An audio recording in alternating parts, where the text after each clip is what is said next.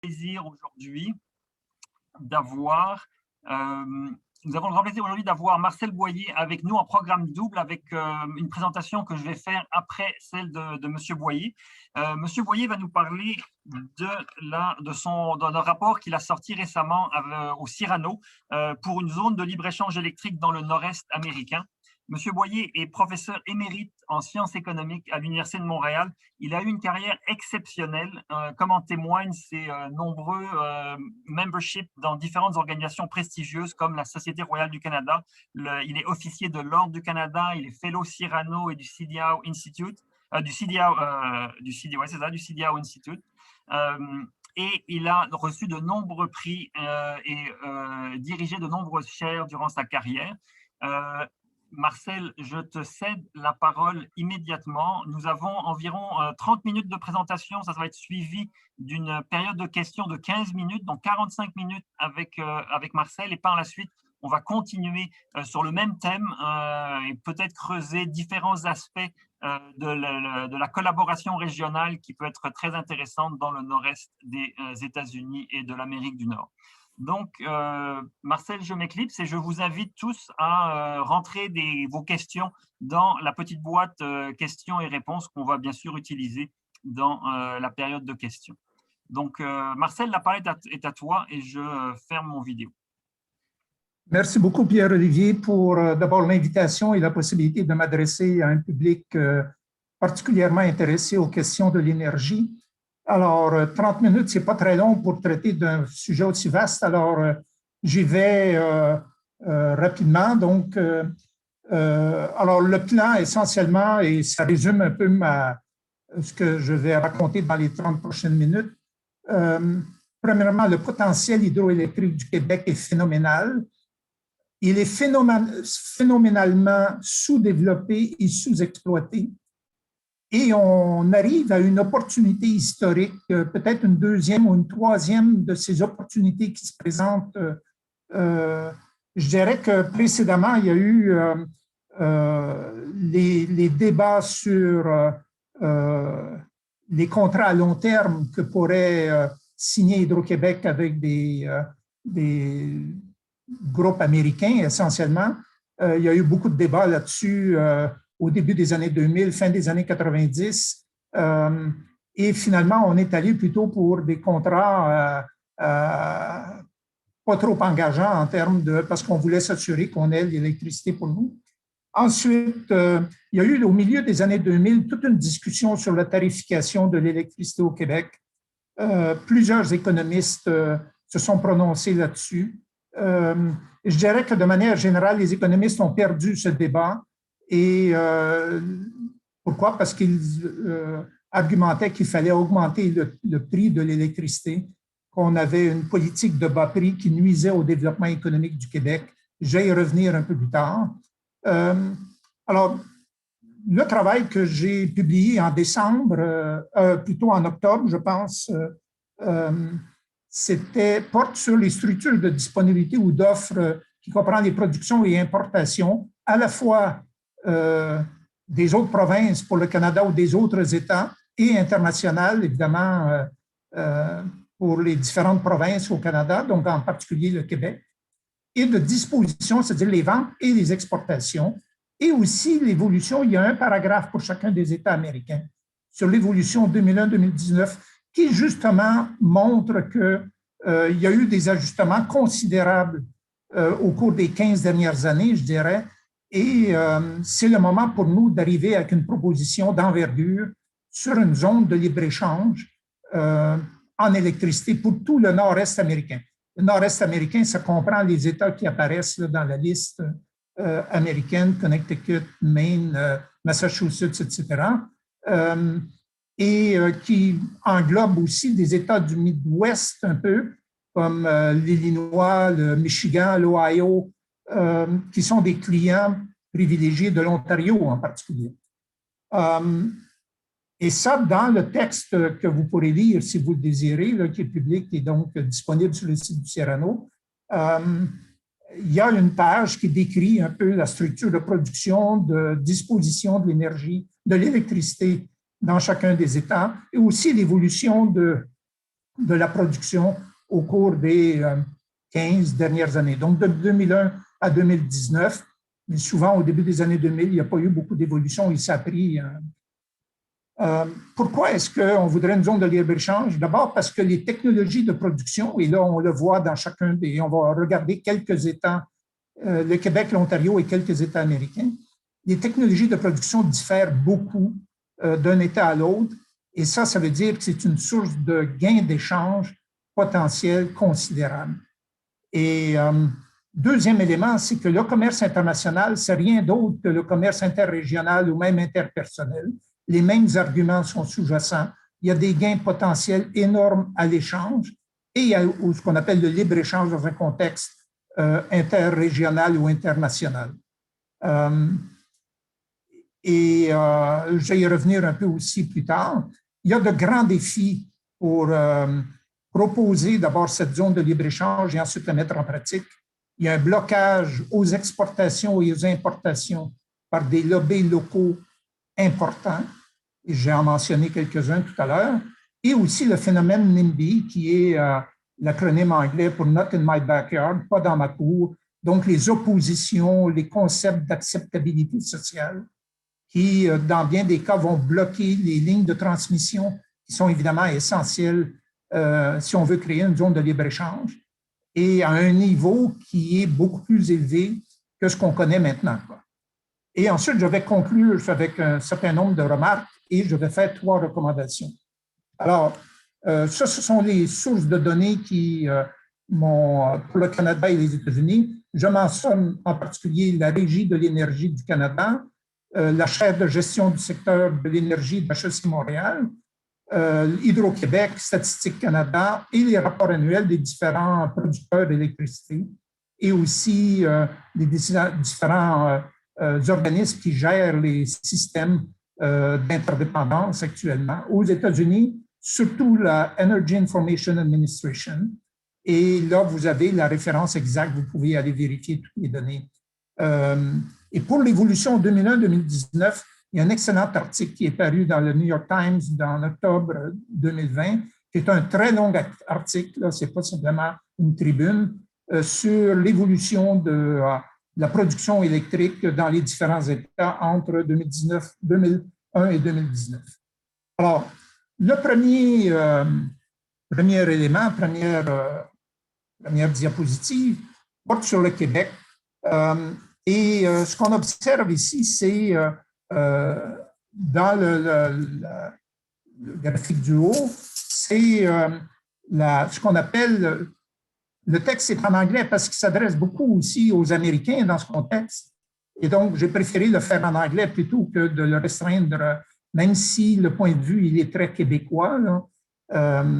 J'ai d'ailleurs reçu déjà, ce texte circule actuellement, j'ai déjà reçu beaucoup de commentaires de groupes américains qui s'intéressent à la régionalisation de la production et de la distribution électrique et donc à des zones de libre-échange inter-États dans différentes parties des États-Unis.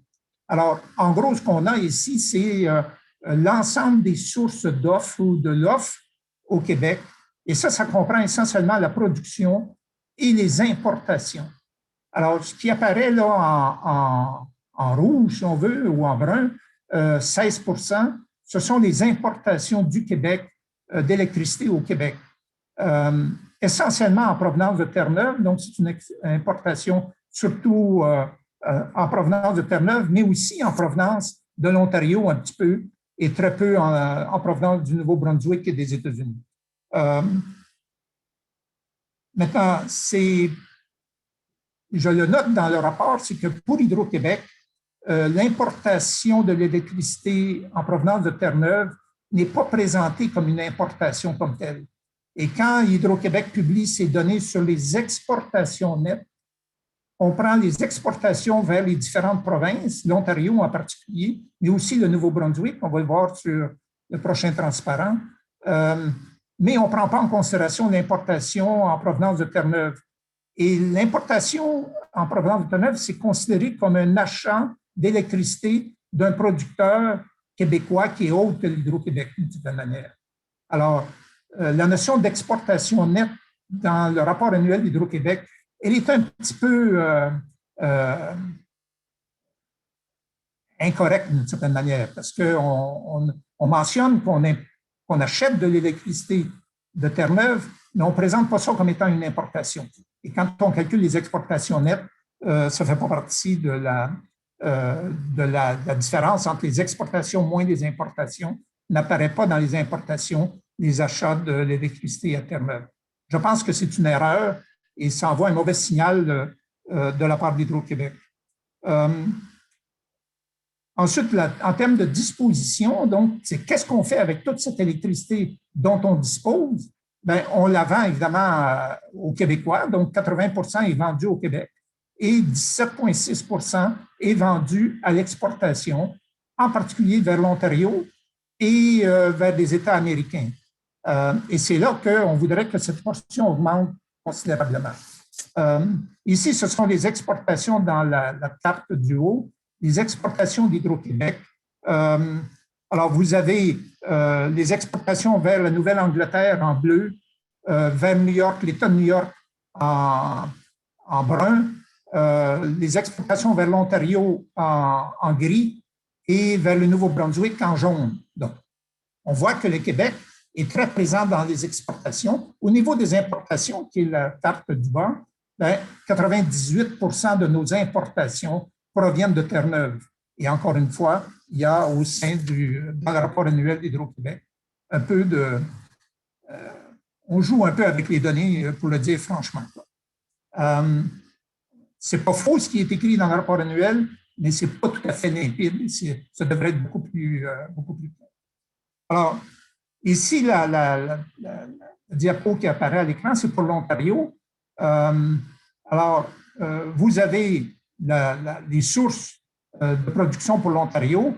Alors, le nucléaire avec près de 60%, l'hydro à 23%, à 6,1%, vous avez en orangé le gaz naturel et l'éolien à 6,8%. Donc, qui donne un peu la structure de production en Ontario. On voit l'essentiel de la production en Ontario, elle est nucléaire, contrairement au Québec, mais il y a aussi de l'hydroélectricité.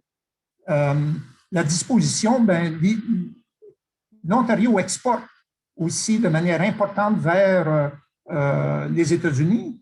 10% pas de la production, de la quantité totale d'énergie disponible.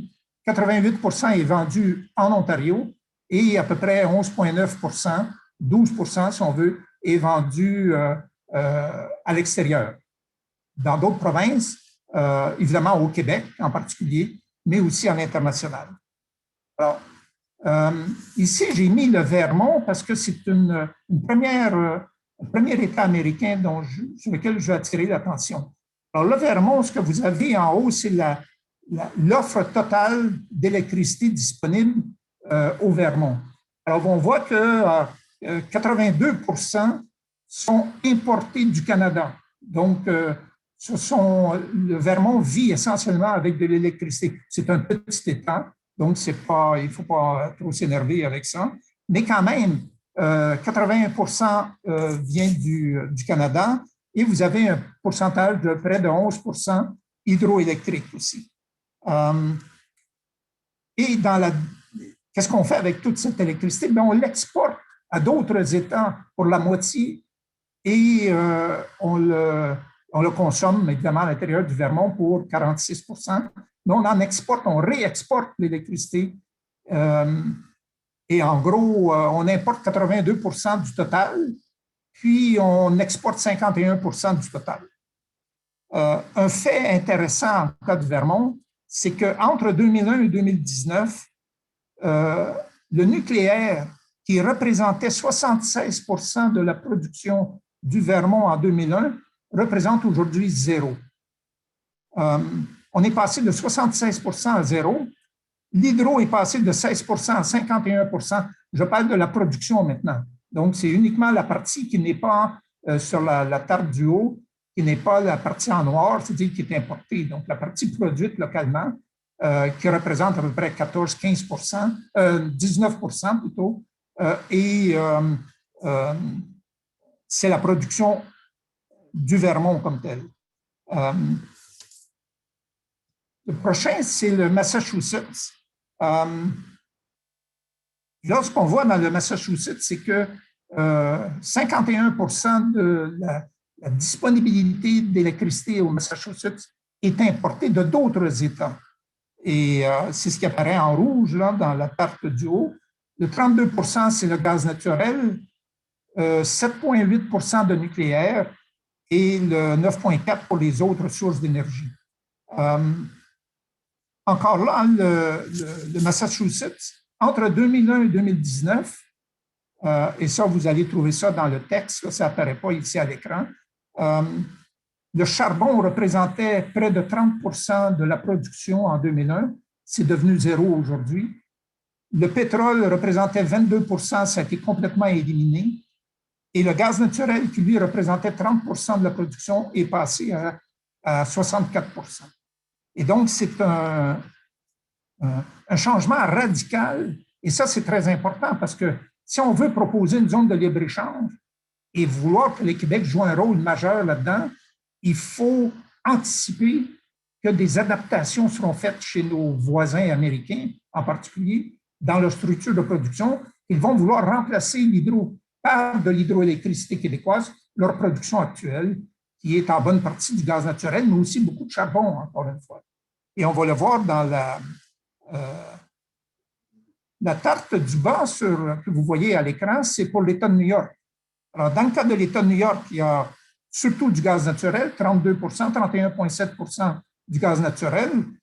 En gris, c'est le nucléaire, 26,7%, l'hydro, 18,5%, et les autres sources qui apparaissent là. Les importations de d'autres États représentent 7,7% et les importations internationales, en bonne partie du Québec, représentent 9,8% de la totalité de l'électricité disponible dans l'État de New York. Encore une fois, entre 2001 et 2019, le pétrole et le charbon, qui représentaient conjointement 27% de la production en 2001, sont disparus aujourd'hui du portrait de la production électrique dans l'État de New York. Donc, des ajustements, en gros, sur une période d'une quinzaine d'années, si on enlève les premières années, les années 2000, ce sont des ajustements considérables, d'une certaine manière. Et ça va nous permettre d'anticiper qu'une zone de libre-échange pourrait être mise sur pied. Ici, vous avez la Pennsylvanie. Et là, je dirais simplement ici, parce que le temps file, là, que la Pennsylvanie n'importe pas d'électricité. Donc, ce que vous avez à l'écran, c'est la production essentiellement. Gaz naturel à 35%, le charbon à 20% en Pennsylvanie, donc 20,5% en bleu, et le nucléaire à 38-39% qui apparaît là. Encore une fois, entre 2001 et 2019, le charbon qui représentait 57% de la production en 2001 ne représente maintenant que 17% de la production. Ça, c'était pour 2019, donc c'est un peu différent de ce qui apparaît à l'écran, qui sont plutôt les données de 2018. Le gaz naturel est passé de 4% à 42%. Et on voit bien que... mais ce qui est intéressant ici, c'est que la Pennsylvanie exporte 25% de sa production, n'importe pas des autres États, mais exporte 25% de sa production. Et on va voir qu'au Québec, on est beaucoup moins que ça. Donc, il y a effectivement un commerce dans le domaine de l'électricité qui pourrait, en fait, être appelé à augmenter beaucoup au cours des prochaines années. Ici, je vous présente le cas de l'Illinois et de l'Indiana. Alors, l'Illinois, la carte du haut, 52% nucléaire, la production est nucléaire. L'Illinois n'importe pas d'électricité.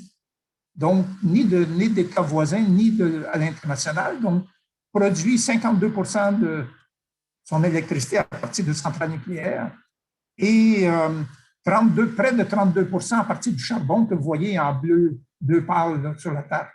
Le gaz naturel, 9,2%. Et dans le cas de l'Indiana, Le charbon représente 66% de la production d'électricité aujourd'hui. Et vous avez le gaz naturel à 23%. Une petite importation de d'autres États, mais essentiellement, il y a... et on a vu que dans beaucoup d'États, le charbon a perdu énormément d'importance au cours des 15 dernières années, mais il y a des États dans lesquels, d'une certaine manière, il y a un désir, d'une certaine manière, de remplacer le charbon par des sources de meilleure qualité au plan environnemental et aussi en termes de fiabilité, etc. Ici, vous avez deux autres États, le Michigan et le Wisconsin. Dans la table du haut, c'est le Michigan. Et là, vous avez encore une fois le charbon qui est près de 35% en bleu, le nucléaire à 25% en gris et le gaz naturel à 25%. Ça, ce sont toutes des sources de production qu'on va appeler de centrales thermiques. Les centrales thermiques sont des centrales relativement peu flexibles par rapport à l'hydroélectricité. Ça va être le grand avantage du Québec de pouvoir, d'une certaine manière, j'espère qu'il n'y a pas trop d'Américains qui sont à l'écoute, envahir les marchés américains à un niveau beaucoup plus élevé que ce qu'on connaît actuellement. Dans le cas du Wisconsin, vous avez le charbon qui est encore à 43%, et le gaz naturel à 22% et le nucléaire à 13% en gris. Sur la 14% d'importations au Wisconsin qui proviennent de d'autres États. Donc, il n'y a pas de... il y a peut-être un peu d'importation internationale, là, mais provenant de l'Ontario essentiellement, mais les sources principales de production, si on veut, sont le charbon, encore une fois, qui domine, le gaz naturel et le nucléaire. On arrive au grand champion du charbon, dans la table du haut, donc la Virginie de l'Ouest, où 92%, il n'y a pas d'importation en Virginie de l'Ouest, donc 92% de la production, elle est à base de charbon, et il y a un petit peu d'éolien à 2,9% et de gaz naturel à 2,1 et de l'hydro à 2,8. Mais 92% de la production est essentiellement à base de charbon. Au Kentucky, 73% est à base de charbon aussi, 18% de gaz naturel, et ensuite vous avez l'hydro à 5,4. Et donc, dans le cas de la Virginie de l'Ouest, qui produit 92% de son électricité à base de charbon, elle exporte pratiquement la moitié de sa production va vers d'autres États. C'est décrit dans le papier, ça n'apparaît pas ici, pour des raisons de place, là. Mais en gros, et ça, c'est un peu le survol de quelques États américains. On s'aperçoit, et c'est le sentiment actuel, c'est qu'il y a de la place pour voir l'hydroélectricité prendre une part beaucoup plus importante. Et ça, c'est le Québec essentiellement qui a les réserves là-dessus en termes d'hydroélectricité. Ici, c'est un tableau qui donne un peu l'état de l'exposition, je dirais, au commerce des différents États. Je n'ai pas présenté les provinces autres que le Québec et Ontario. Évidemment, Terre-Neuve est à 100% hydroélectrique, presque. Mais ici, ce que vous voyez dans la première ligne pour le Québec, ce sont les exportations internationales et intranationales, les importations internationales et intranationales. Et la dernière colonne nous donne ce que j'appellerais l'exposition au commerce. Donc, le total exportation plus importation divisé par l'offre totale d'électricité dans la région, au Québec, par exemple. C'est pour ça que c'est 72 TWh, le total des exportations et importations. Et là, je mets ici, bien évidemment, les importations en provenance de Terre-Neuve, contrairement à ce que fait Hydro-Québec, ce qui nous donne un coefficient de 33,6 %. Donc, le Québec est très ouvert aux échanges internationaux, aux échanges aux échanges, au libre-échange avec les autres provinces et avec les États-Unis. Vous avez pour le Massachusetts un indice de 52,4 %. C'est aussi un État très ouvert au commerce. Le Vermont est à 132,4 %. On l'a vu que le Vermont importe 82 % et exporte la moitié. Donc, évidemment, l'indice est supérieur à 1. Vous avez la Pennsylvanie qui exporte 24 %. L'Ohio qui importe 22,5 % de sa... On ne l'a pas vu dans les tartes, là, mais... Puis la Virginie de l'Ouest qui a un coefficient aussi d'ouverture au commerce de 46 % parce qu'elle exporte 46 % de sa production. Et donc, ça donne une idée de l'importance des échanges entre les provinces, entre les États, entre les provinces et les États américains. Et c'est là-dessus que va être basée la proposition de libre-échange, d'une certaine manière. Il est important, si le Québec veut se positionner dans ce débat, de ne pas cacher sous le tapis le fait qu'on est très ouvert aux importations et exportations. Et plutôt que de considérer les importations en provenance de Terre-Neuve comme étant simplement un achat local de la production d'un producteur local, d'une certaine manière, c'est pas écrit comme ça dans le rapport d'Hydro-Québec, sauf que c'est pas traité comme étant une importation comme telle. Au contraire, il faut le mettre de l'avant pour montrer que quand on va vouloir proposer une zone de libre-échange, il faut pouvoir dire, nous, on en fait beaucoup de libre-échange. Entre les provinces, avec nos voisines, l'Ontario et le Nouveau-Brunswick et Terre-Neuve, et aussi avec les États américains, puis on voudrait développer ça davantage. Ici, j'ai mis un peu les arguments pour ou contre le commerce, importation ou exportation d'électricité, contre le protectionnisme. C'est évidemment un argument qu'on voit continuellement. On ne veut pas trop importer d'électricité. On l'a vu avec l'Ontario par rapport à l'électricité du Québec. L'Ontario importe beaucoup d'électricité du Québec, mais ne veut pas trop l'afficher non plus parce qu'on veut dire plutôt qu'on encourage nos entreprises productrices d'électricité nucléaire plutôt que d'aller acheter de l'électricité en dehors de la province.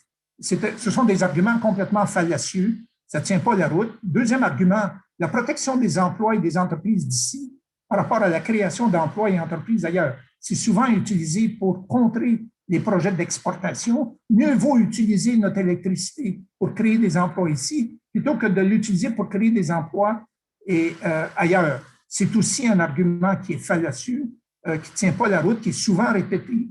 La protection de l'environnement,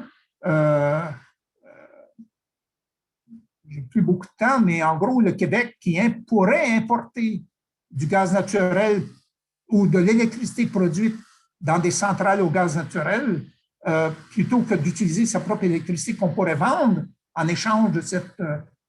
c'est une opération que l'hydro peut faire étant donné la très grande flexibilité de la production hydroélectrique par rapport à l'absence de flexibilité dans la production des centrales thermiques, en particulier au gaz naturel. La sécurité et l'autonomie énergétique, c'est aussi un argument qui est fondamentalement fallacieux, mais qu'on entend souvent. Les arguments en faveur, l'efficacité des différentes technologies, la taille du marché, la fiabilité aussi, le fait qu'on puisse compter sur des réserves à l'extérieur de l'État, à l'extérieur de la province, et la flexibilité opérationnelle qui permet à chacun des États ou chacune des provinces de réduire ses coûts en étant davantage présents. Au Québec, on parle beaucoup du fait qu'on a des bas prix d'électricité. Alors ici, je mentionne le mirage des bas prix. Et on voit là, ça, ce sont des données d'Hydro-Québec qui comparent l'indice des prix en 2005 et en 2020.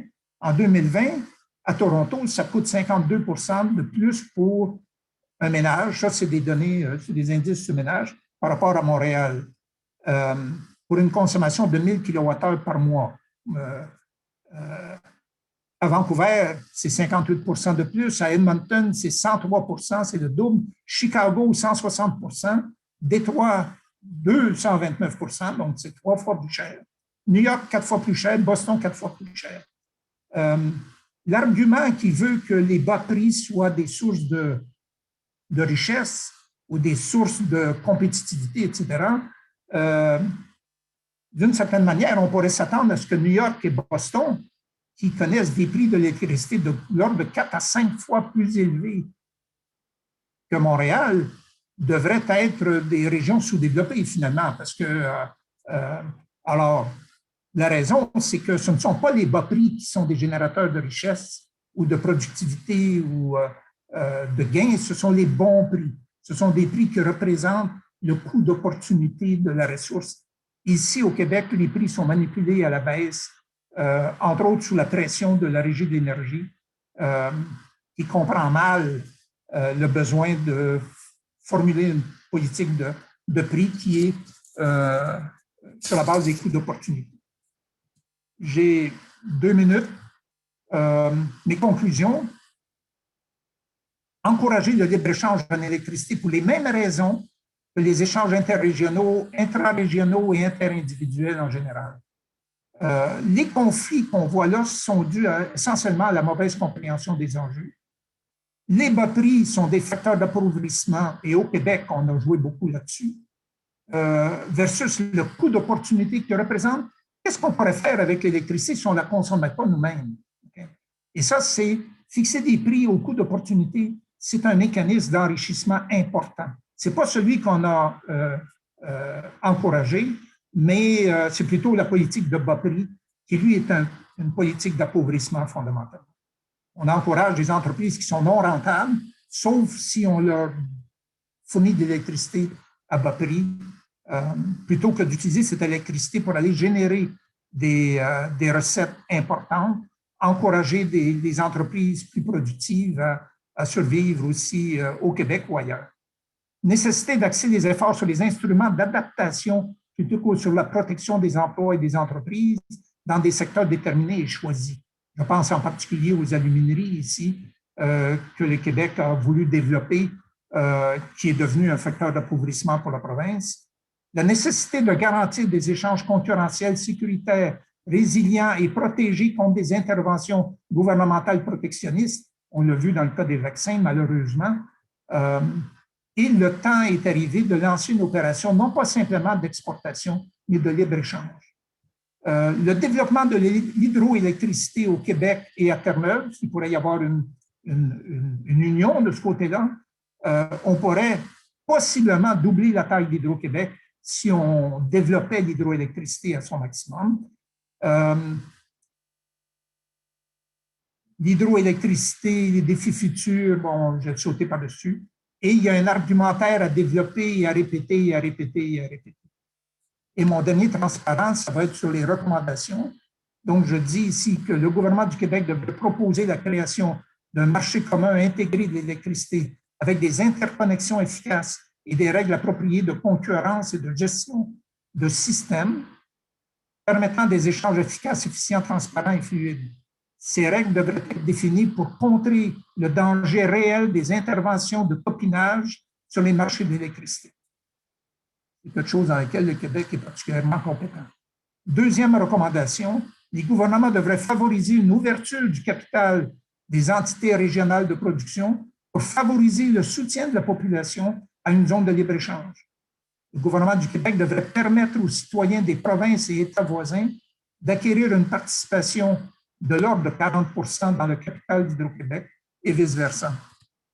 Et finalement, là, j'en ai pas traité beaucoup, mais je le discute dans le papier, il faut mettre en place des mécanismes économiques concurrentiels de compensation, on va appeler des mécanismes gagnant-gagnant, pour assurer l'acceptabilité sociale, convaincre les populations directement touchées d'accepter les équipements de production et de transmission et contrecarrer le syndrome « pas dans ma cour » qui bloque actuellement beaucoup de ces projets.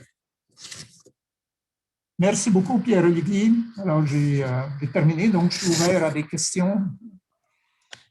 Merci Marcel, très intéressant. Je ne cacherai pas, et ceux qui ont suivi mes propres travaux sur l'électricité régionale, et en particulier ce que je vais présenter, savent que pour moi, c'est de la musique aux oreilles, ce que tu dis et tes propositions. Il y a plusieurs questions qui ont été posées, donc je vais, merci à ceux qui les ont mises dans la section de questions, et je vais t'en poser quelques-unes. La première, c'est Mohamed Benanadi qui pose deux questions en fait, mais la première, c'est sur le contrat sur Terre-Neuve, avec Terre-Neuve, et il expire dans 20 ans. Comment est-ce que tu envisages en 2041 l'évolution de ce contrat-là? Ben, c'est un peu difficile à prévoir sur 20 ans, mais en gros, Terre-Neuve, la province, elle est obligée de nous aimer, quoi. C'est un peu le divorce, là, malgré qu'il y a eu beaucoup d'échanges acrimonieux entre Terre-Neuve et Québec, là, on est condamné à vivre ensemble parce que Terre-Neuve est je le mentionne, j'ai quelques paragraphes dans mon papier là-dessus. Je dis que le développement hydroélectrique de Terre-Neuve, y compris les Churchill, mais aussi les Muskrat Falls, qui sont des projets et d'autres projets en développement, essentiellement devraient passer par le Québec. Et le Québec a négocié un contrat de bonne foi à l'époque, qui est devenu, à travers le temps, d'une profitabilité absolument phénoménale. L'essentiel des profits d'Hydro-Québec et des paiements d'Hydro-Québec au gouvernement du Québec provient du gain qu'on fait sur l'électricité terre-neuvienne. Mais à plus long terme, il va falloir s'entendre pour partager la tarte d'un développement de l'hydroélectricité à Terre-Neuve. Et il y a un gain considérable, à la fois pour Terre-Neuve et pour le Québec, à s'asseoir et de négocier raisonnablement. J'ai eu l'occasion de regarder ça il y a quelques années, à la demande d'Hydro-Québec, jusqu'au moment où on me dise « Ah, finalement, Marcel, c'est politiquement extrêmement difficile et donc on préfère mettre fin à l'étude. » Mais il va falloir s'entendre. On ne s'entendra pas au même prix, mais il est sûr que Terre-Neuve a du pouvoir de négociation.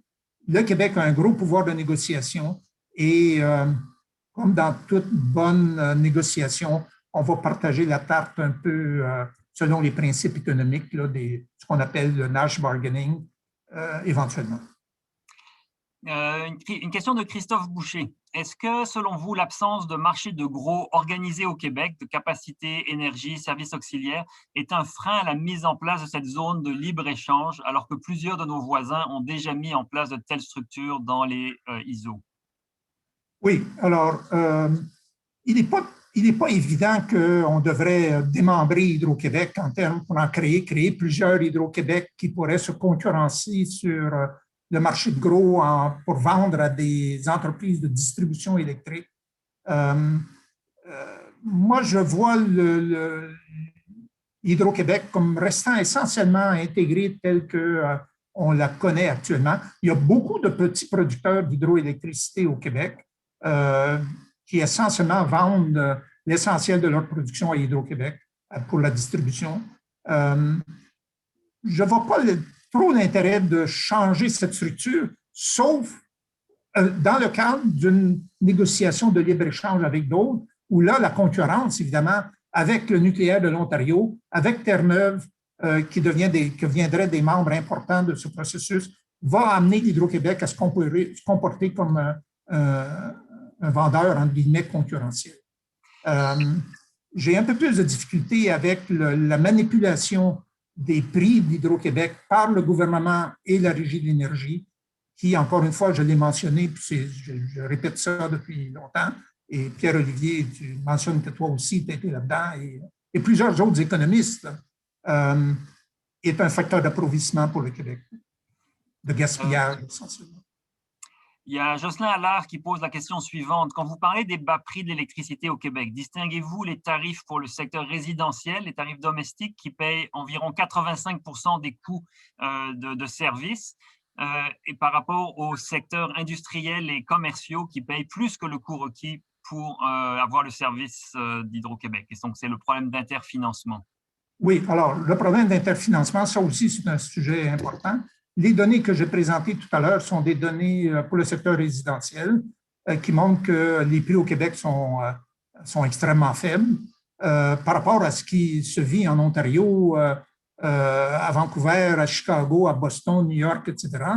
Et à ma connaissance, ce ne sont pas des régions ou des villes sous-développées simplement parce que le prix de l'électricité est 50 ou 100 plus élevé qu'au Québec. 400 dans le cas de New York et Boston. Les tarifs pour les producteurs industriels, pour les industriels et les commerciaux, sont aussi fortement subventionnés par rapport à ce que j'ai appelé le coût d'opportunité. Et le partage des coûts communs, c'est un problème. Les économistes ont développé ça depuis 25 ans, des méthodes de partage efficace des coûts communs entre différentes classes d'usagers qui vont se partager, par exemple, le coût d'un barrage. Quand on a construit Manic 5 ou les barrages Robert Bourassa à la baie James, évidemment, il y a un coût fixe énorme et ensuite des coûts variables qui sont très faibles. Alors, comment partager ce coût fixe? Il y a toute une littérature en économie. J'ai publié avec 2 collègues, dont un de l'Université Laval, en 2006, une monographie qui est sur le site du Cyrano, qui fait 350 pages sur le partage des coûts communs et la tarification des infrastructures. Et là-dedans, il y a même un chapitre sur le partage du coût fixe d'un barrage hydroélectrique. Alors, il y a beaucoup de questions. On ne pourra pas passer à travers toutes les questions, mais j'y vais avec celle de Jean-Philippe Roux-Groslo. Est-ce que l'augmentation de la production in situ sur toit en milieu industriel pourrait aider de façon considérable la production électrique québécoise? Oui, c'est comme je l'ai mentionné, il y a plusieurs producteurs en fait d'électricité, d'hydroélectricité au Québec, mais qui vendent la majorité, sauf dans le cas d'un certain nombre de producteurs dans la région du Saguenay-Lac-Saint-Jean, qui vendent essentiellement leur production à Hydro-Québec Distribution. Mais il pourrait y avoir d'autres acteurs.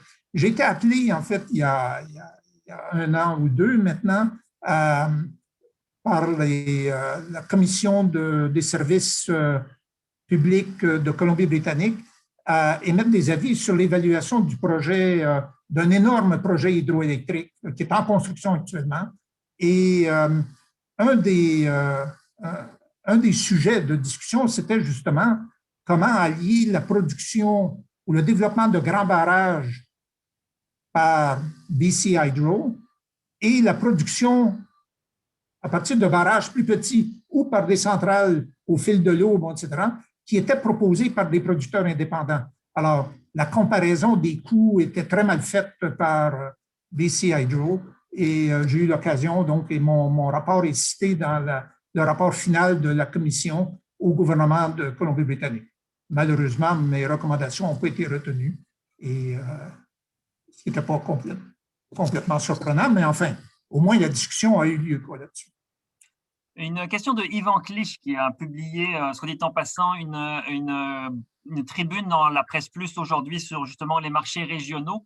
Est-ce que c'est possible, Monsieur Boyer, d'expliquer la proposition d'ouvrir le capital d'Hydro aux partenaires à hauteur de 40%? Pourquoi ce seuil de 40%? N'avez-vous pas crainte que cette simple recommandation sensible prenne le pas sur les autres arguments du rapport, dans votre rapport, et que ça se cristallise autour de ça?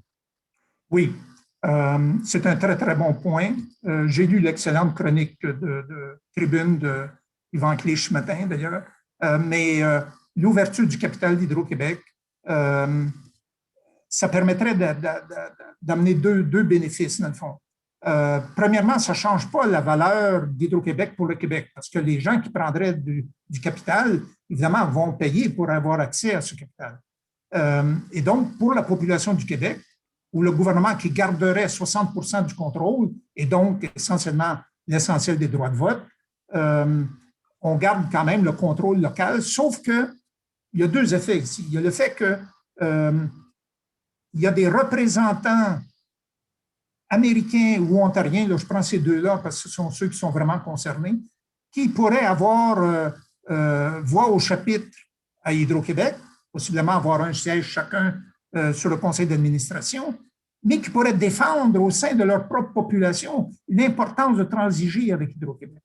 Et ça, ça nous donne des avocats locaux à la défense de l'arrivée d'Hydro-Québec sur les marchés américains et ontariens. Et là, je parle ici à des niveaux qui sont nettement supérieurs à ce qu'on connaît maintenant. La crainte ici, c'est évidemment de s'imaginer que... non, le deuxième argument, le deuxième avantage, c'est que la présence d'investisseurs privés au conseil d'administration minoritaire, mais au conseil d'administration d'Hydro-Québec, permettrait d'éviter que le gouvernement ou le ministre responsable pige dans le pot de bonbons pour satisfaire des projets qui sont, dans lesquels Hydro-Québec ne voudrait pas investir. Et ça a été un problème récurrent chez Hydro-Québec depuis de très nombreuses années. Et la présence même d'actionnaires minoritaires, mais privés, qui vont veiller au grain et empêcher cette utilisation des ressources du Québec pour des projets du ministre, j'exagère un peu, là, mais pas beaucoup, ben, ça permettrait, ces représentants du secteur privé, les actionnaires minoritaires ont des droits.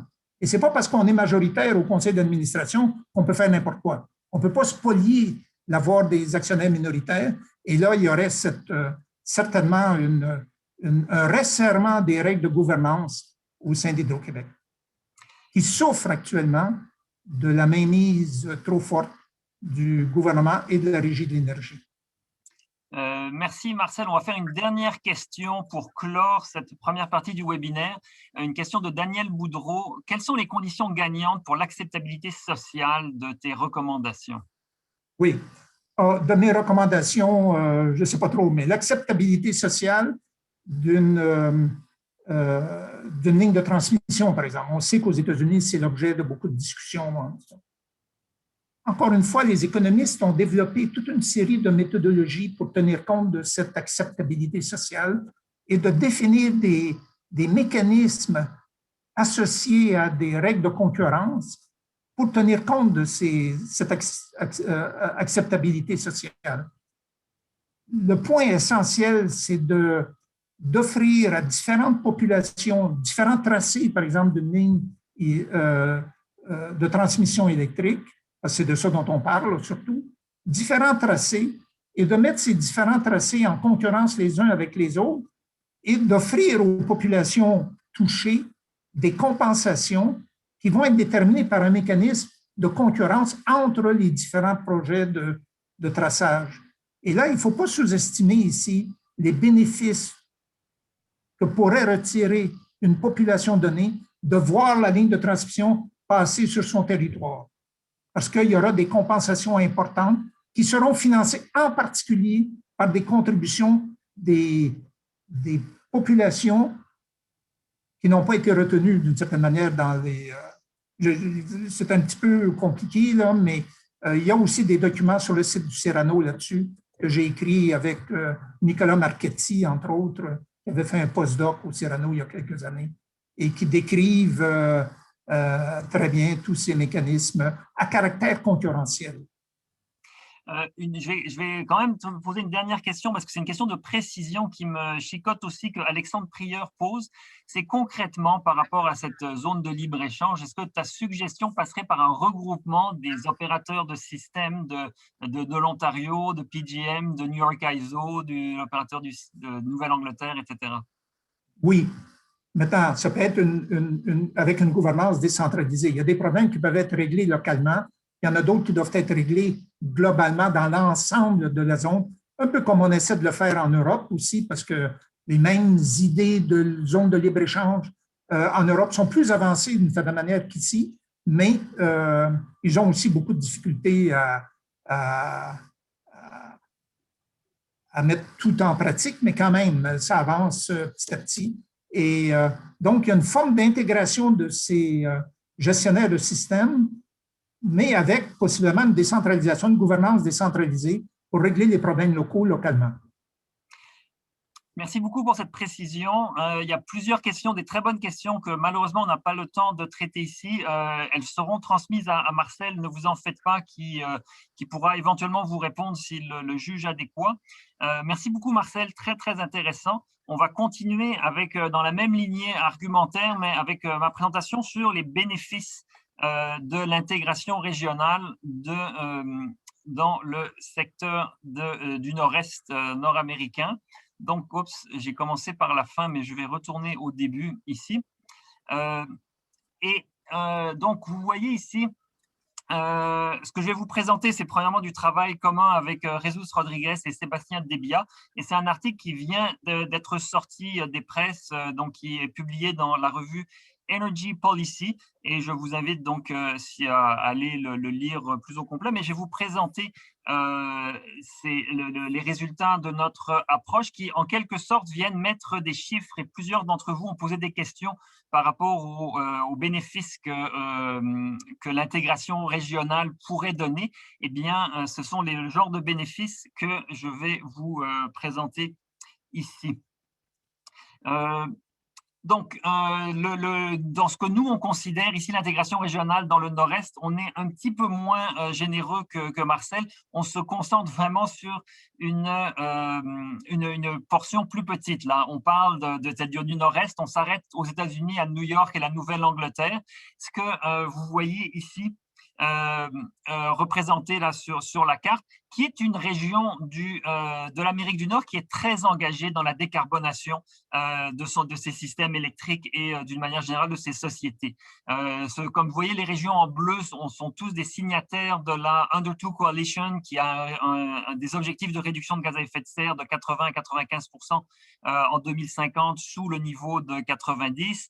Et ce n'est pas simplement des objectifs, ils ont aussi des vraies initiatives. Excusez la faute de frappe ici, mais des vraies initiatives à différents niveaux, dont des marchés du carbone. Autant nous avons le marché du carbone de la WCI au Québec et en Nouvelle-Écosse, mais aux États-Unis, à New York, Nouvelle-Angleterre, ils ont le RGGI, qui est un marché du carbone spécifique pour le secteur de l'électricité, qui, à toute fin pratique, va empêcher le Nord-Est d'avoir davantage de gaz naturel dans son portefeuille énergétique. Ils ont des objectifs de réduction de gaz à effet de serre très ambitieux. Là, donc, vous voyez un petit peu les trajectoires récentes avec les trajectoires à venir.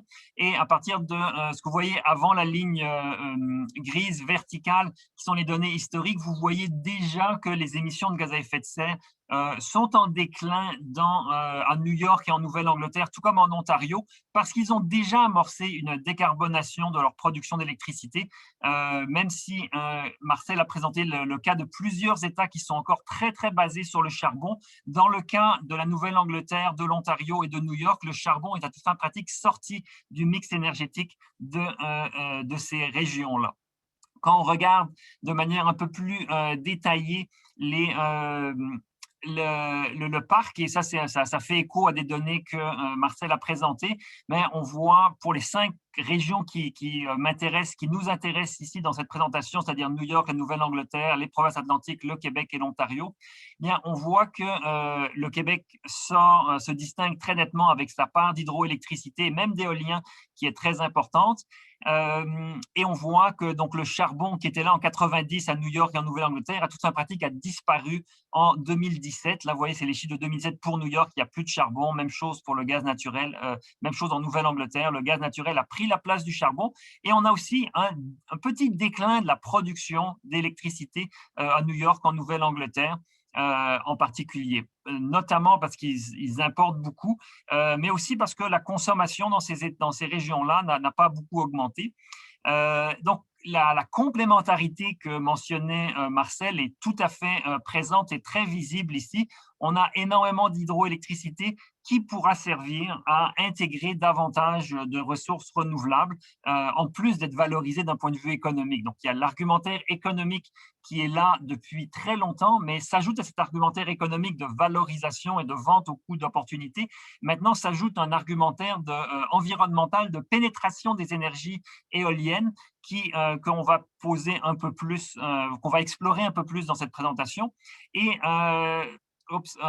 l'enjeu essentiellement de cette région, c'est qu'on a 5 régions, 5 marchés différents. On pourrait même dire qu'il y a plus que 5 marchés parce que dans les provinces atlantiques, qui sont des très petits marchés, on a le Nouveau-Brunswick, la Nouvelle-Écosse, l'île du Prince-Édouard et Terre-Neuve et Labrador. On a 4 provinces qui ont chacune leur système électrique complètement différent et qui ont beaucoup de difficultés à s'intégrer et à communiquer entre elles. Donc, on a déjà, on a plus que 5 marchés pour des très petits marchés, d'autant plus que l'hydro que vous voyez ici, c'est l'hydro de Churchill Falls qui, à toute fin pratique, est transféré au Québec. Donc, quand on veut vraiment parler des provinces atlantiques, il faut regarder vraiment ce qu'il y a en dessous de l'hydro essentiellement, puisque l'essentiel de cet hydro-là, c'est les 30 TWh qui sont envoyés au Québec. Il n'y a aucune planification commune entre ces régions-là, à part pour quelques détails, ce ne sont pas des détails, mais à part pour quelques thèmes sur la fiabilité des réseaux à travers la NPCC, qui est la Northeast Power Coordinating Council, qui est le seul organisme commun de ces 5 régions-là qui s'occupe de questions de fiabilité qui sont très importantes, mais qui n'ont pas à faire avec la planification à long terme, mais l'intégration des marchés et justement la décarbonation du secteur qui préoccupe énormément New York, la Nouvelle-Angleterre, le Québec et peut-être dans une moindre mesure, mais quand même dans une mesure importante, l'Ontario et les provinces atlantiques.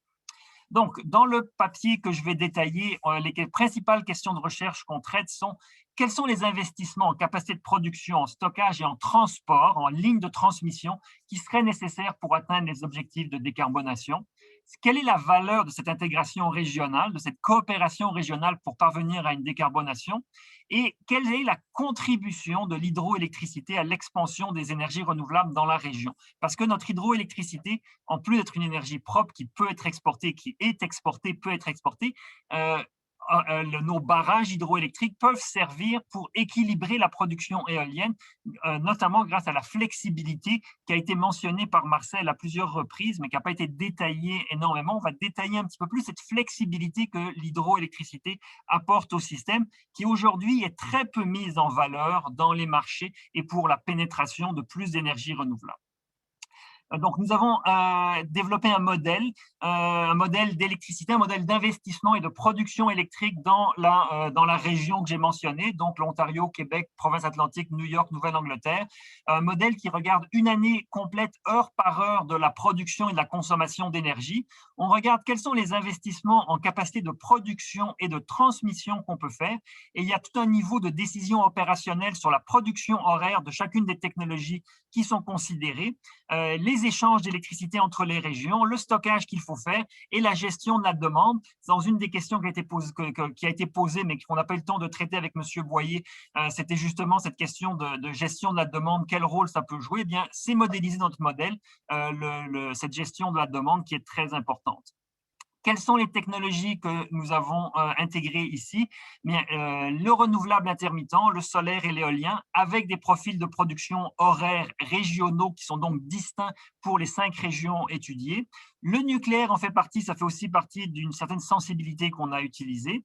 On a 2 technologies de gaz naturel, des turbines à cycle combiné, des turbines à combustion et des turbines à cycle combiné.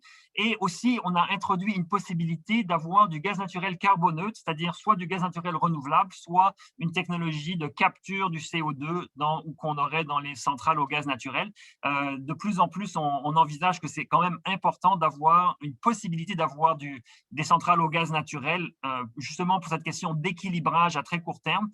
Et donc, si on peut avoir accès à du gaz naturel carboneutre, excusez-moi encore pour une autre coquille que je découvre ici sur le gaz naturel carboneutre, eh bien, c'est intéressant de l'avoir dans le modèle. On a 3 types de technologies hydroélectriques, du fil de l'eau, des réservoirs intrajournaliers, c'est-à-dire du stockage par pompage, en anglais on appelle le hydro pump storage, et les grands réservoirs qui sont les grands réservoirs, essentiellement les réservoirs québécois, que je vais détailler très rapidement dans quelques minutes.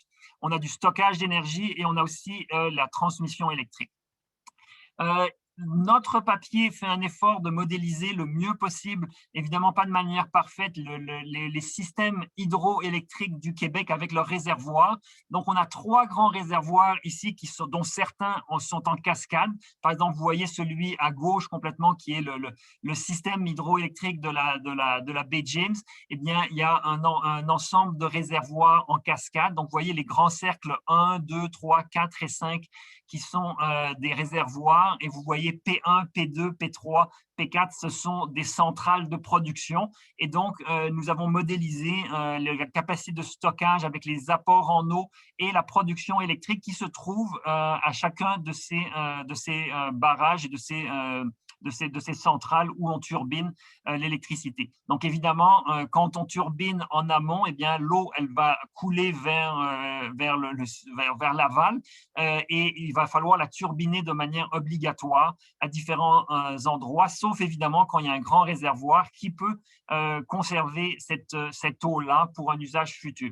Donc, on a dans le modèle cette modélisation des réservoirs d'Hydro-Québec qui nous permet justement de mieux explorer la capacité d'Hydro-Québec à répondre à différents défis régionaux de la décarbonation. Et là, pour bien montrer les avantages de cette intégration régionale, de ce libre-échange d'électricité régionale, eh bien, on a élaboré différents scénarios. Un premier scénario où on serait en autarcie complète, donc c'est le scénario no trade. On déciderait de manière complètement économiquement absurde de nous replier sur nous-mêmes, d'aller même jusqu'à couper nos fils de transmission et on n'aurait plus d'interconnexion régionale. Donc ça, c'est un scénario que personne ne discute aujourd'hui, mais qu'on a voulu explorer justement pour montrer si on allait dans la logique inverse à celle d'une intégration régionale, mais de repli sur soi-même, qu'est-ce que ça impliquerait en termes de coûts pour le secteur. Et après, on a posé des questions sur si on fait simplement des échanges tels qu'aujourd'hui. Donc, ça correspond, ce scénario trade only, ça correspond grosso modo à la situation d'aujourd'hui.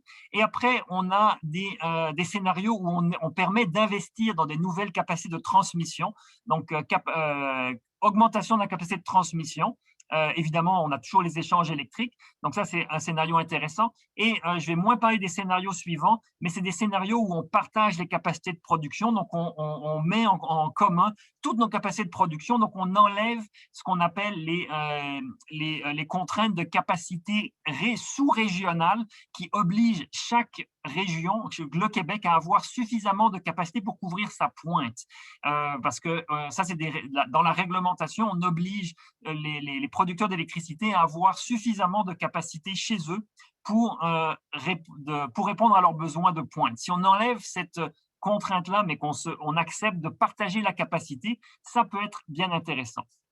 Donc, le résultat principal ici, de l'étude qui nous montre, selon les différents niveaux de décarbonation qu'on veut atteindre, et dans la région, c'est surtout 100% de décarbonation qu'on veut atteindre, si on ne faisait pas d'échange, ça nous coûterait globalement pour la région, par année, 35 milliards de dollars en plus que de ce que ça nous coûte aujourd'hui pour décarboner le secteur. Donc ça, c'est New York, Nouvelle-Angleterre, Québec, Ontario et les provinces atlantiques. Si on permet des échanges, donc si on permet les échanges et donc des investissements dans dans de l'éolien et le solaire sont évidemment permis à tout moment, mais si on permet les échanges, mais sans nouvelle transmission, eh bien on vient de couper les coûts de décarbonation à 100%, là, de plus de 35 milliards, on les amène à 22 milliards de dollars, les coûts régionaux de la décarbonation. Et si on permet des investissements en nouvelles lignes de transport et les investissements en nouvelles lignes de transport, les coûts des investissements sont pris en compte dans le modèle. Donc, c'est un modèle où les coûts d'investissement en transport sont entièrement pris en compte de manière endogène au modèle et qui permet d'éviter certains investissements dans d'autres secteurs. Eh bien, on diminue les coûts de 22 milliards, eh bien, on rabaisse les coûts, on les coupe de plus de 50% à 11 milliards de dollars si on permet des lignes de transmission supplémentaires d'être prises. Donc, on voit les avantages en termes de coûts sont présents dans tous les scénarios, mais plus on veut décarboner la production d'électricité, plus permettre des lignes de transmission va être extrêmement important. Alors évidemment, il y a des nuances à faire et il y a des gros changements. Si on permet si on ne veut interdire le nucléaire ou si on permet le niveau de nucléaire actuel. Donc là, vous voyez, à gauche de la ligne rouge, c'est des scénarios où on ne permet pas le nucléaire. Et là, comme vous voyez, les coûts sont dans tous les cas, ils sont beaucoup plus élevés que dans le scénario où on permet le nucléaire. Donc la première chose, c'est que il y a des gens, surtout en Ontario et aux États-Unis, qui parlent d'éliminer le nucléaire. Ça va coûter cher d'éliminer le nucléaire pour la décarbonation.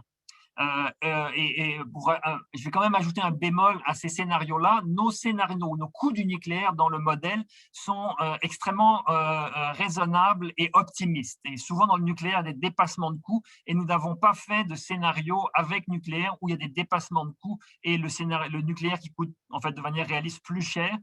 Et c'est peut-être probablement ce qui favorise un peu un niveau de nucléaire actuel, c'est que le nucléaire coûte souvent plus cher que le coût qui est indiqué officiellement. Mais on a pris des chiffres officiels dans cette étude-là.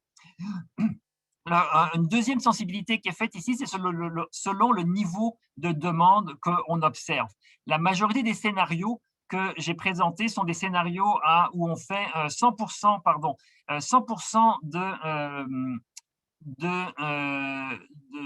un niveau de demande qui est équivalent au niveau de 2018, mais évidemment, la demande d'électrique pourrait augmenter dans l'avenir et on pourrait avoir une demande qui croît de 25% ou de 50% par rapport à la demande de 2018. Et donc, évidemment, si la demande électrique croît, eh bien, les coûts, comme vous voyez ici, entre les trois scénarios, les trois blocs de 100%, 125% et de 150%, eh bien, les coûts ils augmentent forcément de plus en plus avec une électrification accrue parce qu'il va falloir plus d'installations. Et donc là, vous voyez, les coûts augmentent. Avec du gaz naturel carboneutre, on a une diminution des coûts, mais cette diminution des coûts, elle est surtout présente dans les circonstances où il n'y a pas d'échange. Vous voyez, dans le no trade, vous voyez le no trade, si vous n'avez pas de gaz naturel renouvelable et si vous avez du nucléaire actuel, ça coûterait 60 milliards, mais ça va descendre à 40 milliards si vous avez du gaz naturel carboneutre. Le gaz naturel carboneutre, dans le modèle, il coûte beaucoup plus cher que le gaz naturel actuel. Donc, ça, c'est en prenant en compte le fait même que le gaz naturel carboneutre coûte 3 fois plus cher que le gaz naturel à l'heure actuelle.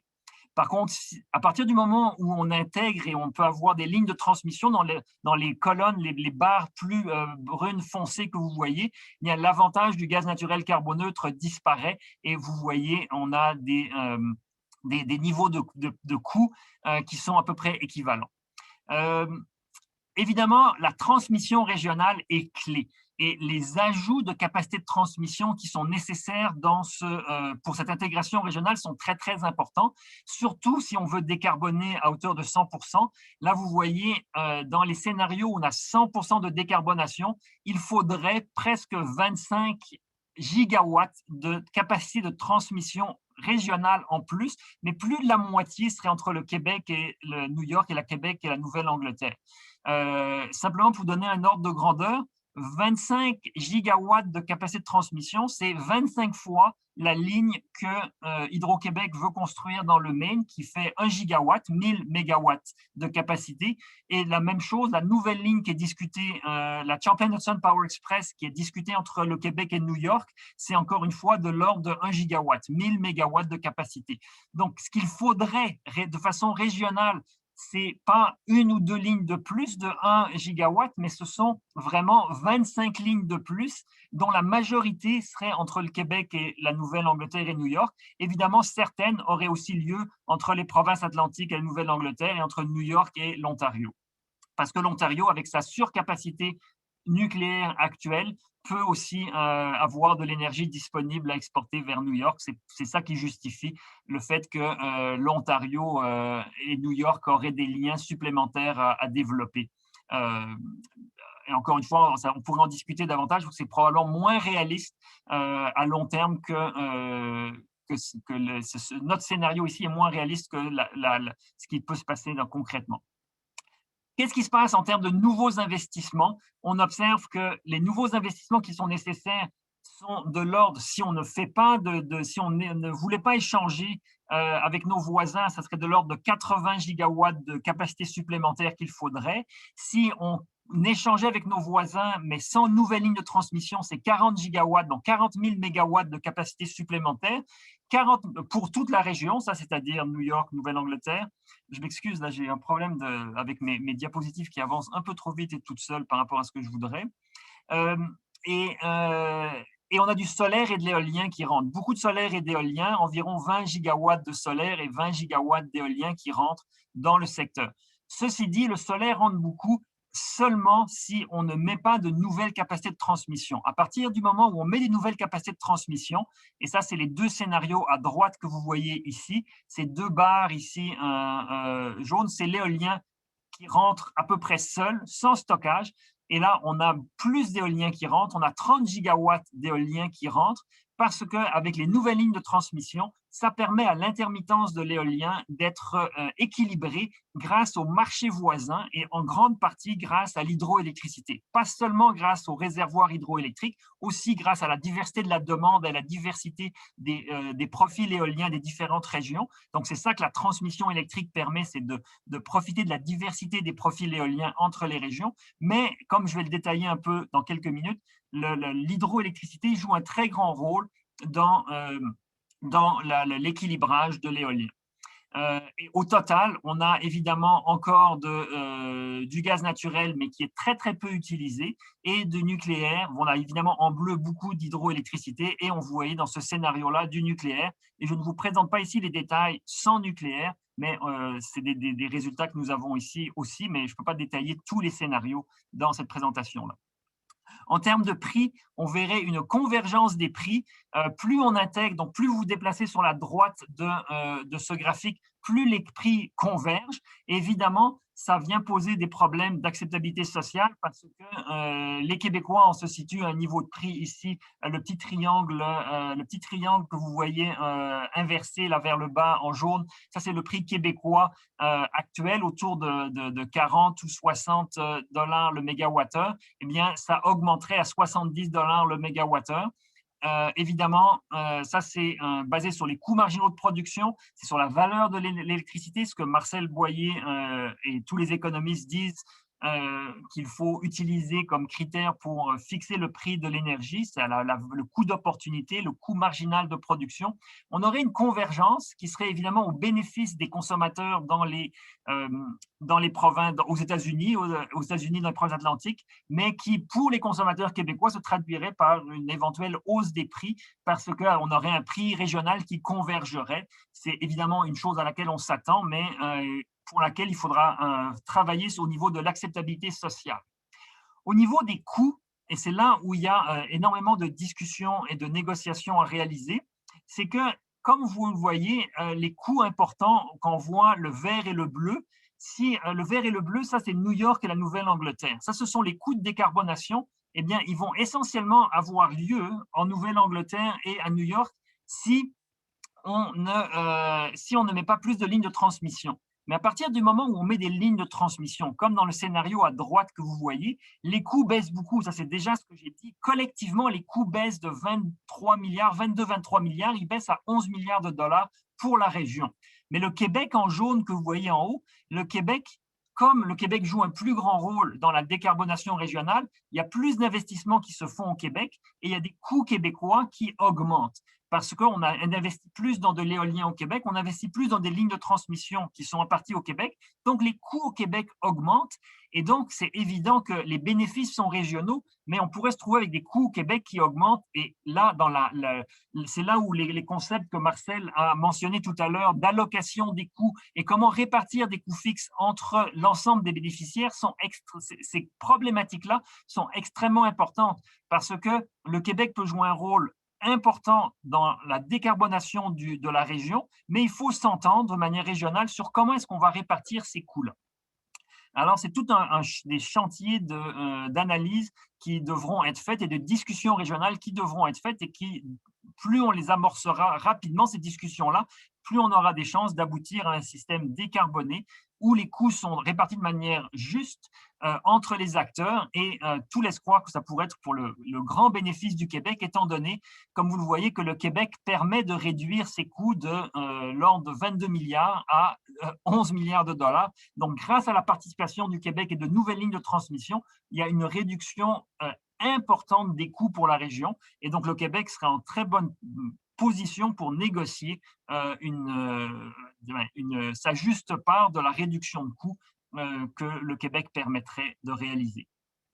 Maintenant, si on se penche rapidement sur l'hydroélectricité et l'éolien, en quoi est-ce que plus de réseaux de transmission permettent une plus grande pénétration éolienne? Et c'est ça qu'il faut retenir, c'est que l'hydro n'est pas un concurrent à l'éolien, mais vraiment un complément pour permettre de faire pénétrer davantage d'éolien. On peut le voir dans la corrélation hydroélectrique et production éolienne qui diminue beaucoup quand on ajoute de la transmission, des capacités de transmission, et on voit que la corrélation entre l'hydroélectricité et l'éolien passe d'à peu près 0 à moins 0,28. Et donc, on a décorrélé la production hydroélectrique et éolienne, ce qui veut dire en quelque sorte que grâce à la transmission électrique, quand l'éolien est en mesure de produire, l'hydroélectricité ne produit plus. Et inversement, quand l'éolien tombe, c'est l'hydroélectricité qui produit. Et ça permet d'équilibrer la production pour répondre à la demande. Quand on permet, deuxième avantage d'avoir davantage de transmission électrique pour valoriser l'hydroélectricité, c'est que ça permet à davantage d'hydroélectricité d'être produite. Et on voit dans nos résultats qu'on passe de 100 TWh à 120 TWh, donc 20% de plus de production éolienne quand on a davantage de capacité de transmission et qu'on permet cet équilibrage-là avec l'hydroélectricité. Et aussi, fort intéressant, le délestage éolien, ça veut dire le pourcentage de la production qui doit être jetée parce qu'elle ne trouve pas preneur. Eh bien, quand on n'a pas de capacité de transmission, c'est 1,5% de l'éolien dans notre modèle qui est tout simplement perdu, alors qu'on arrive à presque rien, 0,1% de délestage quand on a la capacité de transmission. Donc, des très gros avantages ici à avoir une intégration régionale justement pour mieux intégrer les énergies renouvelables. En conclusion, l'intégration régionale réduit les coûts de décarbonation pour tout le monde. Une décarbonation profonde, ce que l'on vise au Québec et chez nos voisins, va requérir une intégration profonde, sinon les coûts vont exploser, ils vont exploser de manière exponentielle, et donc ça serait évidemment très problématique. Par contre, les impacts régionaux varient beaucoup, il y aura des changements de prix, des investissements qui changent beaucoup, la répartition des coûts va changer, et donc il faut absolument développer des discussions régionales qui sont nécessaires. Le leadership que mentionnait Marcel justement sur le fait que le Québec devrait prendre un leadership régional pour entamer ces discussions, à mon avis, peut être très important. Il faut qu'il y ait des leaders là-dedans. Et le Québec, qui a beaucoup à gagner et beaucoup à apporter à nos voisins, eh bien, serait un leader naturel. Pour aller plus loin, mais je vous recommande évidemment notre article dans Energy Policy. Vous pouvez le télécharger à l'adresse qui est mentionnée ici. Il y a d'autres rapports qui sont disponibles sur le web. Vous les voyez ici. Et la présentation va être rendue disponible sur notre site web. Alors, ne vous en faites pas, vous pourrez noter ces liens si vous n'avez pas le temps de le faire maintenant. Je vous recommande en particulier ce rapport de l'accélérateur de transition qui est un organisme québécois auquel je collabore, qui a fait un excellent travail récemment sur justement l'appétit que nos voisins ont pour entamer des discussions.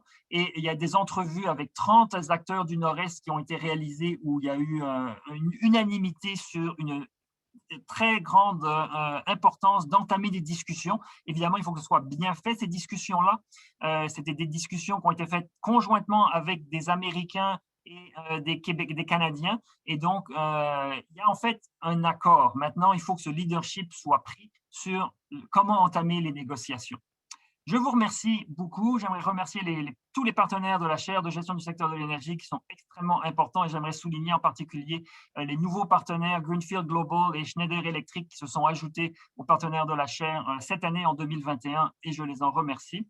Et je vais arrêter de partager mon écran pour passer à la période de questions. Et je vais premièrement, vous remercier pour vos questions qui sont arrivées en nombre important.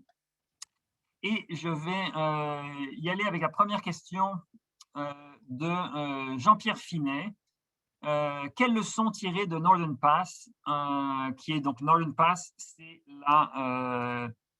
la ligne qui devait passer par le New Hampshire, mais qui n'a pas été acceptée par les gens au New Hampshire. Eh bien, quelle leçon tirer? C'est, à mon avis, une leçon qu'il y a énormément de résistance aux États-Unis à avoir des lignes de transmission. Marcel, à très juste titre, a mentionné différents mécanismes qui peuvent être utilisés pour faire accepter ces lignes de transmission. Il faut que les bénéfices de ces lignes soient peut-être davantage visibles et surtout partagés avec les gens qui acceptent ces lignes-là. Donc, ce sont des projets très difficiles, mais si on veut décarboner le Nord-Est, il ne faut pas se leurrer. Il y aura un rôle, oui, pour la production décentralisée, des panneaux solaires décentralisés, des véhicules électriques qui vont stocker quotidiennement ou sur quelques jours de l'électricité, mais ça ne sera pas suffisant. La production décentralisée ne pourra pas à elle seule satisfaire aux besoins énormes de nos sociétés. Il va falloir des lignes de transmission, il va falloir surmonter ces obstacles-là, à défaut de quoi les coûts vont exploser. Justement, la question de Diane Lavoie sur la production décentralisée, quelle importance donnez-vous à la production décentralisée dans notre modèle? Eh bien, bonne question. Cette production décentralisée n'est pas explicitement modélisée dans le modèle, mais elle n'est pas exclue non plus dans la mesure où on a différents niveaux d'éolien et on a du solaire. Et le solaire que nous mettons dans notre modèle, il peut être aussi bien décentralisé que des fermes solaires. Donc, et une chose que je n'ai pas mentionnée, c'est que notre modélisation de la transmission, elle est uniquement au niveau des interconnexions entre les régions. On n'a pas été dans le détail des contraintes de transmission régionales, donc à l'intérieur de New York, à l'intérieur du Québec. Donc, on fait abstraction de ces contraintes-là qui sont réelles, mais qui ne sont pas modélisées dans notre modèle. Il n'y a aucun modèle qui est parfait. Le nôtre n'échappe pas à la règle. Il y a beaucoup d'imperfections dans ce modèle-là, mais il permet de vous partager des résultats que je vous ai partagés et qui, à notre connaissance, ne sont accessibles dans aucune autre étude qu'on a vue. Renaud Gignac dit plus de coûts pour le Québec, mais aussi plus de revenus pour Hydro-Québec. Oui, évidemment, dans le modèle qu'on a, les revenus pour Hydro-Québec augmenteraient de façon importante. Donc ça, c'est des revenus pour l'actionnaire d'Hydro-Québec. Donc il y aurait évidemment beaucoup plus de revenus qui seraient générés. Et c'est très important de le mentionner parce que même si les consommateurs payent plus cher, ça c'est un principe économique de base, l'accroissement de la rente d'Hydro-Québec, l'accroissement des revenus d'Hydro-Québec est plus grande que l'augmentation des coûts pour les consommateurs. Donc, ça serait en théorie, très facile de faire une réallocation monétaire des profits pour compenser tous les consommateurs qui auraient perdu au change avec une augmentation des prix, et il resterait davantage d'argent sur la table au Québec, même si on compensait au Québec tous les consommateurs pour l'augmentation des coûts. Donc, l'efficacité du libre-échange est telle que ça génère un surplus global qui est plus grand et qui permet de compenser tous les groupes qui perdent au fil de route. Donc, il ne faut pas perdre ça parce que le Québec s'enrichit à travers un prix plus élevé, une notion que Marcel a déjà évoquée, et souvent, les consommateurs, on pense que payer plus cher, c'est une manière de s'appauvrir. Au contraire, dans notre cas, dans ce cas-ci, payer plus cher, c'est une manière de s'enrichir. Christian Carrier dit « Les bas prix de l'électricité sont un ballon électoral. Aucun politicien ne va risquer sa réélection en proposant d'augmenter les prix. » Merci, Monsieur Carrier, de nous rappeler ce fait-là qui est bien vrai. Maintenant, on parle aussi de décarbonation et on parle de richesse collective supérieure qui peut être générée. Donc, les politiciens, si on a des politiciens assez ingénieux pour convaincre les Québécois et si qu'on peut s'enrichir collectivement, ce qu'on recherche tous, c'est s'enrichir collectivement en améliorant les conditions environnementales. Et c'est ce qu'on peut faire aujourd'hui, c'est s'enrichir collectivement. Alors, il faut passer d'un discours de prix à un discours d'enrichissement. Ce n'est pas facile. Je pense que ni Marcel ni moi ne pensons que c'est quelque chose de facile, mais ça peut être fait. Marcel, je vais te donner l'occasion d'intervenir si tu veux. Si tu veux ajouter tout de suite, bien. Oui, c'est une question qui est très difficile et qui est très importante. Et c'est pour ça que dans ma conclusion, je disais qu'il faut développer l'argumentaire et le répéter, parce que les gens, ils sont sensibles à… Mais essentiellement, ce qui, dans la mesure où le coût d'opportunité est significativement plus élevé que le prix que les gens payent, on pourrait offrir à une famille de réduire ou racheter 10% de sa consommation, et qui peut être fait ça au Québec sans problème, dans le cadre d'une famille moyenne, là, de racheter 10% de sa consommation et de rembourser 25% de sa facture.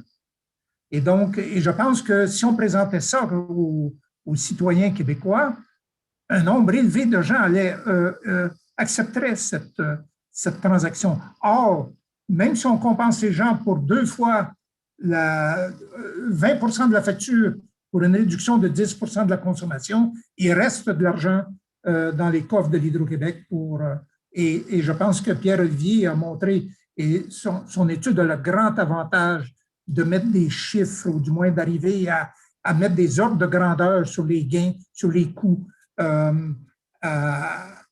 Et encore une fois, ce ne sont pas les bas prix qui sont générateurs de bien-être, ce sont les bons prix. Et les bas prix, c'est là pour encourager une forme de gaspillage, parce qu'on tend à favoriser la surconsommation, alors qu'on pourrait utiliser l'électricité à d'autres fins, en particulier l'exportation. Ces précisions répondent aussi à la question d'un élu, Sylvain Gaudreau, que je salue et que je remercie de participer à cette présentation, qui justement pose la question, considérant le rôle majeur que jouerait la hausse des tarifs pour les consommateurs, il demande d'expliquer les avantages que tirerait le Québec d'une intégration régionale dans un objectif de décarbonation. Mais juste pour résumer, l'avantage pour le Québec de l'intégration régionale, c'est de valoriser les atouts de l'hydroélectricité de nos réservoirs en faisant diminuer les coûts globaux. Et comme on peut prouver à nos partenaires que ça favorise la décarbonation, un objectif qu'ils visent, eh bien, on peut négocier le rôle du Québec et signer des contrats. On pourra signer des contrats, non seulement d'exportation, mais des contrats d'équilibrage, en disant, regardez, voici le rôle que le Québec joue pour vous permettre d'intégrer davantage d'éoliens, donc de faire les investissements éoliens chez vous, mais il faut rémunérer le Québec pour son rôle d'équilibrage, de stockage et d'utilisation des réservoirs. Et donc, on justifie l'intégration régionale par l'enrichissement que le Québec permet aux Québécois et par la diminution de coûts régionaux. C'est vraiment l'argumentaire qu'il faut développer, mais qui va concrètement peut se traduire par une manière, comme Marcel disait, d'envoyer d'une manière ou d'une autre de l'argent aux consommateurs d'électricité québécois ou aux actionnaires, aux Québécois en tant qu'actionnaires d'Hydro-Québec. Il y a différents mécanismes qui peuvent être réfléchis pour transférer la richesse générée par cette nouvelle organisation aux Québécois. Une question de Martin Boyer qui, je pense, est liée à Marcel, en fait, je le sais. La taxe carbone, récemment déclarée constitutionnelle par la Cour suprême du Canada, aura-t-elle un effet accélérateur pour décarboniser la production électrique dans le Nord-Est via l'intégration des marchés? En fait, je ne crois pas que ça va avoir un impact direct parce que dans le cas du Nord-Est, surtout aux États-Unis, et en fait, aux États-Unis, il y a déjà un marché du carbone pour l'électricité. Donc, il n'y a pas la taxe carbone fédérale, mais canadienne ne touche pas les Américains, évidemment. Mais au Canada, dans la région qu'on regarde, l'Ontario, le Québec, les provinces atlantiques, il y a très peu de production électrique au gaz naturel ou au charbon. Il y en a encore un petit peu en Ontario, comme l'a montré Marcel, et il y en a encore dans les provinces atlantiques, mais ça reste marginal, c'est vraiment l'hydro et le nucléaire qui dominent. Donc la taxe carbone ne va pas changer vraiment la donne pour l'électricité, d'autant plus que le gouvernement fédéral a par ailleurs annoncé l'interdiction des centrales au charbon pour 2030 et qu'il y a beaucoup de provinces, notamment les provinces de l'Ouest comme l'Alberta et la Saskatchewan, qui sont déjà dans des trajectoires d'élimination du charbon. On a le temps encore pour une dernière question. J'aimerais peut-être faire un petit point sur la taxe carbone. Il reste que malgré les oppositions des provinces pour toutes sortes de raisons, soit à caractère économique ou à caractère légal ou constitutionnel, il il y a un grand consensus parmi les économistes que la taxe carbone, c'est la façon de procéder. Et évidemment, pour ce qui est du secteur de la production électrique, dans l'Est du Canada, ça a un effet relativement marginal parce que la production, elle n'est pas particulièrement génératrice de carbone, mais pour l'ensemble de l'économie, c'est vraiment la façon de procéder. Par rapport à je dirais, la méthode préférée de beaucoup de gouvernements, qui est d'identifier un certain nombre de projets, d'aller couper des rubans ici et là pour avoir une visibilité sur la réduction du carbone. La façon la plus efficace, la plus économique, la plus forte, c'est une taxe carbone à un niveau suffisant. Le 170 $ en 2030 que le gouvernement fédéral veut implanter, c'est le minimum dans les estimations internationales auxquelles on peut, quoique le groupe d'économistes américains qui ont proposé aussi une taxe carbone, elle est plus faible, elle est de l'ordre de 140 $ en 2030. Les Français sont déjà à 300 $ la tonne de carbone en 2030. Donc, on est, mais il faut absolument pousser sur cette façon de réduire les émissions de gaz à effet de serre et le carbone. Et il faut que ce soit appliqué dans tous les secteurs de l'économie. Et le Québec aurait intérêt à s'arrimer à cette approche plutôt qu'avec le programme actuel, je pense, du marché d'échange des droits d'émission de CO2. Merci Marcel. Il est 12h01. On a donc atteint la fin du webinaire. Il y a une vingtaine de questions supplémentaires auxquelles malheureusement on n'a pas eu le temps de répondre en direct. Ces questions nous sont transmises, on les garde et on vous recontactera possiblement avec des réponses. Merci beaucoup. Vous étiez plus de 100 aujourd'hui à suivre ce webinaire. Nous sommes très heureux. On espère que ça vous a intéressé. On espère surtout que les discussions vont pouvoir se continuer et s'accélérer parce que nous pensons vraiment que c'est très important pour l'avenir du Québec, de la région et de la décarbonation de mener ces discussions-là sur plus d'échanges et d'intégration régionale. Merci beaucoup, bon appétit et à une prochaine fois.